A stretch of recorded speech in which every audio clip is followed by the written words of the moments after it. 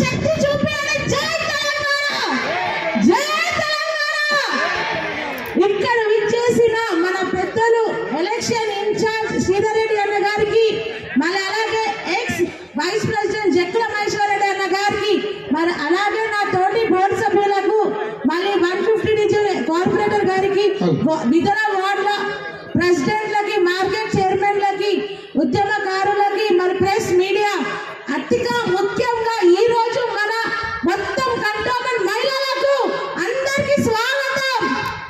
ఈ రోజు మనం ఈ మీటింగ్ లో మన నివేదిత గారికి, అలాగే రాగడి లక్ష్మారెడ్డి ఎంపీ క్యాండిడేట్ గారికి సపోర్ట్ చేయాలని మేము కోరుకుంటున్నాం.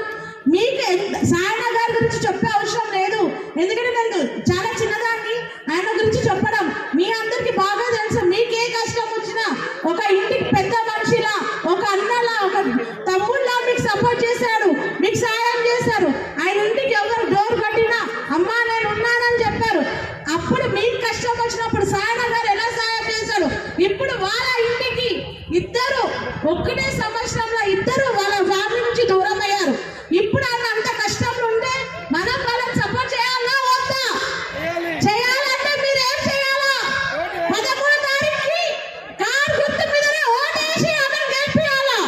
గెలిపించినాక మన పనులు మనం చేపించుకోవాలా. అప్పుడే మనం ఏంటో మనం కాంగ్రెస్ వాళ్ళకి, బీజేపీ వాళ్ళకి తెలుస్తుంది. అప్పుడు వాళ్ళ చెల్లె లాస్య గారు చనిపోయినప్పుడు ముఖ్యమంత్రి గారు ఏమన్నారు, మేము ఏ క్యాండిడేట్ ని పెట్టాము, సాయన గారి కుటుంబ సభ్యులకు ఇస్తే టికెట్ మేము క్యాండిడేట్ ని పెట్టామన్నారు. కానీ ఇప్పుడు క్యాండిడేట్ వాళ్ళే ఫస్ట్ అనౌన్స్ చేశారు. అది తప్ప మళ్ళీ ఇప్పుడు ఇంకొక బీజేపీ నుంచి ఇంకొక క్యాండిడేట్, ఆయన ఎవరో ఎక్కడ ఉంటారో తెలియదు, ఆయనని పెట్టారు.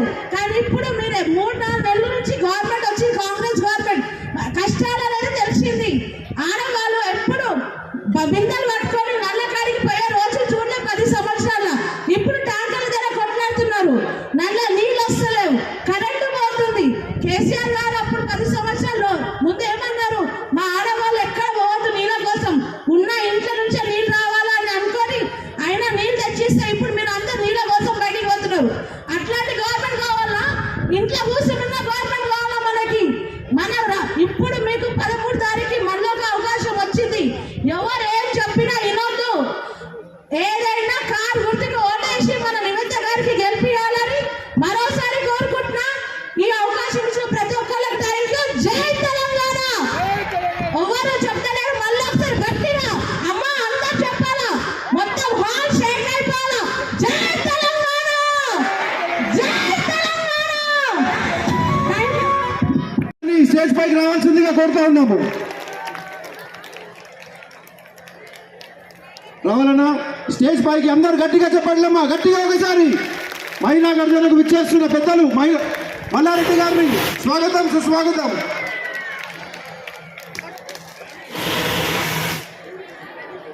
విద్యావతి గారిని కూడా స్టేజ్ పైకి రావాల్సిందిగా కోరుతా ఉన్నాం. ఏది ప్లే చేయాలన్నా?